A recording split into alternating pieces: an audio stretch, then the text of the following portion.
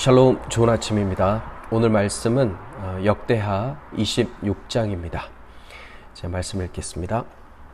유다 온 백성이 나이가 16세 된 우시아를 세워 그의 아버지 아마샤를 대신하여 왕으로 삼으니 아마샤 왕이 그의 열조들의 묘실에 누운 후에 우시아가 엘롯을 건축하여 유다에 돌렸더라. 우시아가 왕위에 오를 때 나이가 16세라 예루살렘에서 52년간 다스리니라. 그의 어머니 이름은 여골리아요 예루살렘 사람이더라. 우시아가 그의 아버지 아마샤의 모든 행위대로 여호와 보시기에 정직하게 행하며 하나님의 묵시를 밝게 하는 스가랴가 사는 날에 하나님을 찾았고 그가 여호와를 찾을 동안에는 하나님이 형통하게 하셨더라. 우시아가 나가서 블레셋 사람들과 싸우고 가드 성벽과 야브네 성벽과 아스돗 성벽을 헐고 아스돗 땅과 블레셋 사람들 가운데 성읍들을 건축하며 하나님이 그를 도우사 블레셋 사람들과 구르바알에 거주하는 아라비아 사람들과 마온 사람들을 치게 하신지라. 암몬 사람들이 우시아에게 조공을 바치매 우시아가 매우 강성하여 이름이 애굽 변방까지 퍼졌더라. 우시아가 예루살렘에서 성 모퉁이 문과 골짜기 문과 성 구비에 망대를 세워 견고하게 하고 또 광야에 망대를 세우고 물 웅덩이를 많이 파고 고원과 평지에 가축을 많이 길렀으며 또 여러 산과 좋은 밭에 농부와 포도원을 다스리는 자들을 두었으니 농사를 좋아함이었더라. 우시아에게 또 싸우는 군사가 있었으니 서기관 여이엘과 병영장 마아세야가 직접 조사한 수요대로 왕의 지휘관 하나냐의 휘하에 속하여 떼를 지어 나가서 싸우는지라.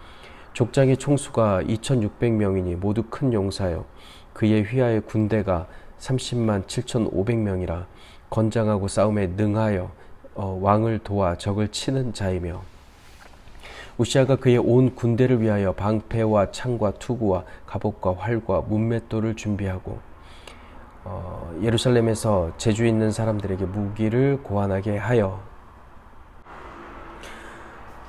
망대와 성곽 위에 두어 화살과 큰 돌을 쏘고 던지게 하였으니 그의 이름이 멀리 퍼짐은 기이한 도우심을 얻어 강성하여짐이었더라.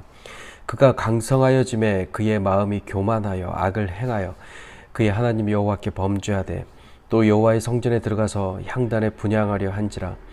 제사장 아사랴가 여호와의 용맹한 제사장 80명을 데리고 그의 뒤를 따라 들어가서 우시아 왕 곁에 서서 그에게 이르되 우시아여 여호와께 분향하는 일은 왕이 할 바가 아니요 오직 분향하기 위하여 구별함을 받은 아론의 자손 제사장들이 할 바니 성소에서 나가소서.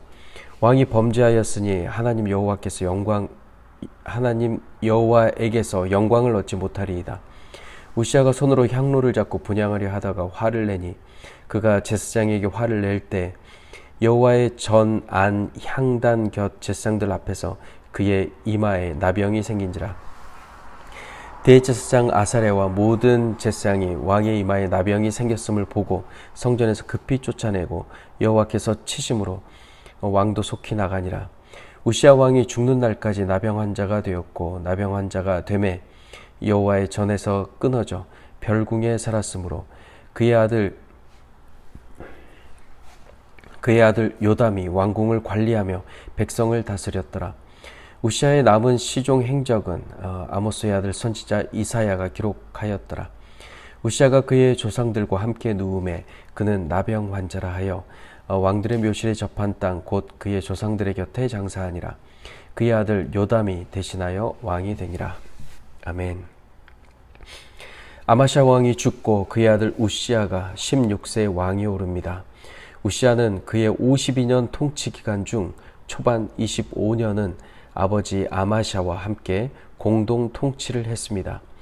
단독으로 통치한 것은 약 17년 정도이고 또 마지막 10년은 나병으로 인해 아들 요담과 공동 통치를 다시 하게 됩니다. 우시아는 요아스와 아마샤처럼 처음에는 하나님을 신실하게 섬기다가 나중에는 반역과 불순종의 길을 걸어갑니다. 하나님을 찾는 동안에는 형통한 왕정을 누렸습니다. 2절은 우시아가 처음으로 한 일을 엘롯 건축이라 말합니다. 엘롯은 아카바만의 북쪽 끝에 위치한 전략적 요충지입니다. 현재 이스라엘 유일의 남쪽 휴양 도시인 이곳은 과거 솔로몬 시대에 솔로몬이 제압했으나 여호람 시대 에돔이 반역을 일으켜서 그곳이 다시 독립하였습니다. 오늘 본문의 우시아가 이 지역을 다시 회복했는데 뒤를 이은 아하스 왕은 다시 통제권을 상실합니다. 그야말로 이곳은 엎치락 뒤치락의 현장입니다. 4절은 우시아 또한 부친 아마샤를 따라 여호와 보시기에 정직하게 행했다 말합니다. 뒤이은 5절이 그 이유를 설명하는데 하나님의 묵시를 밝히 하는 스가랴가 있었기 때문입니다. 오늘 본문의 스가랴는 여호야다의 아들 스가랴보다 100년 뒤에 활동했던 선지자입니다. 여호와가 기억하신다의 뜻을 가진 스가랴, 이 이름은 성경에 30명 정도가 계속해서 나오는데요. 이것은 하나님께서 우리의 모든 생각과 행위를 보시며 기억하신다는 것을 그 이름을 30명의 이름을 통해서 보여주신 것이 아닐까 생각됩니다. 우시아 왕은 스가랴가 사는 날에 여호와를 찾았고 여호와를 찾으니 여호와께서 그를 형통하게 하셨습니다.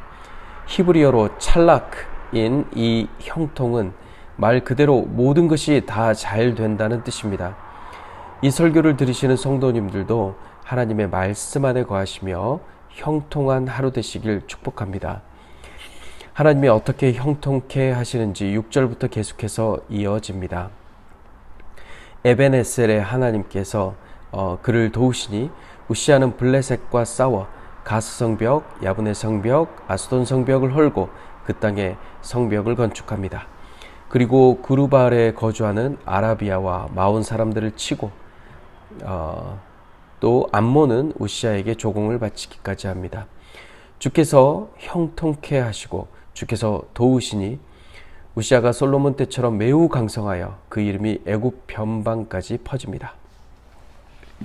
우리 그리스도인의 삶 또한 말씀을 잘 연구하며 늘 말씀대로 행함으로 주께서 형통케 하시고 도우셔서 우리를 통해 온 세상에 주의 복음이 전해지기를 기도합니다.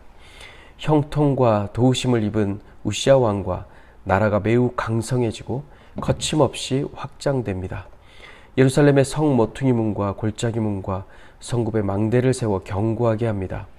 또한 광야의 망대를 세우고 물 웅덩이를 많이 파고 고원과 평지에 가축을 많이 기르고 여러 산과 좋은 밭에 농부와 포도원을 다스리는 자들을 둡니다.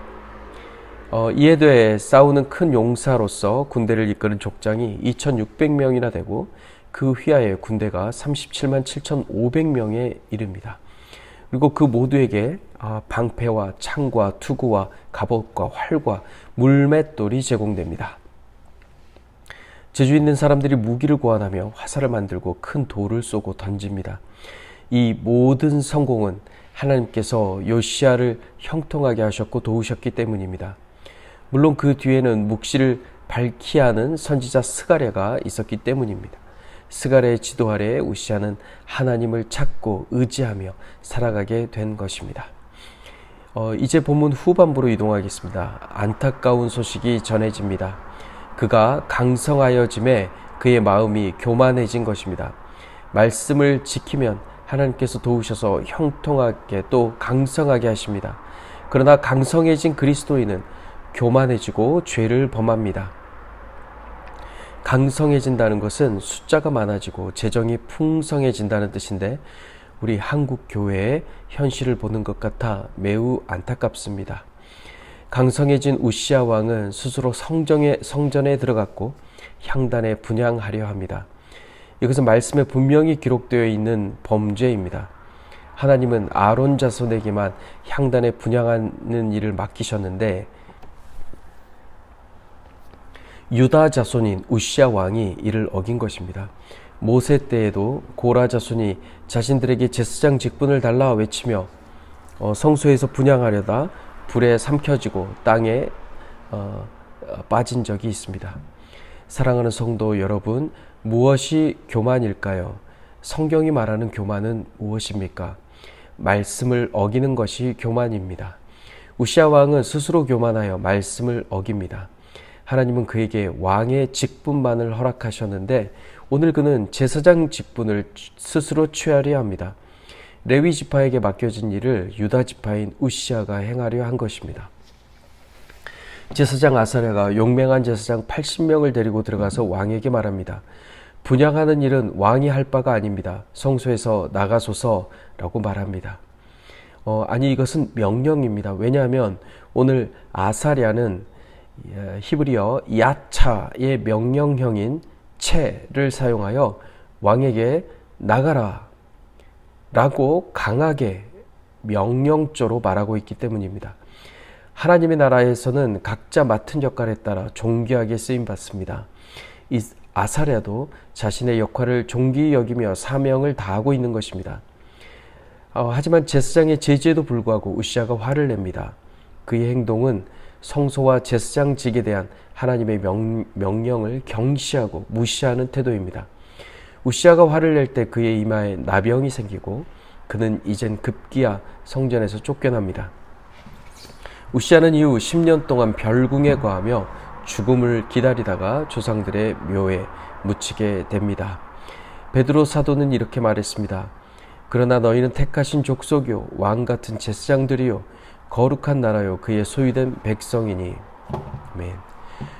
우시아 왕은 분향하려다가 이마에 나병이 생겼습니다. 사랑하는 성도 여러분, 우리는 성전에서 분향해도 우리에겐 더 이상 나병이 생기지 않습니다. 왜냐하면 우리의 몸이 성전이고 이 성전에서 하나님을 만나는 우리는 왕이요 제사장의 직분을 동시에 가졌기 때문입니다. 너무도 영광스러운 시대, 예수의 시대를 우린 살고 있습니다. 하나님을 찾는 자는 찾을 것이요 그를 버리는 자는 버림을 받습니다. 각자가 하나님을 신뢰하는 영적 훈련을 하지 않으면 우리는 우시아 왕처럼 쉽게 무너지고 말 것입니다. 하나님을 의지하는 것이 우리를 얼마나 형통케 하는지 오늘 말씀이 분명히 말하고 있습니다.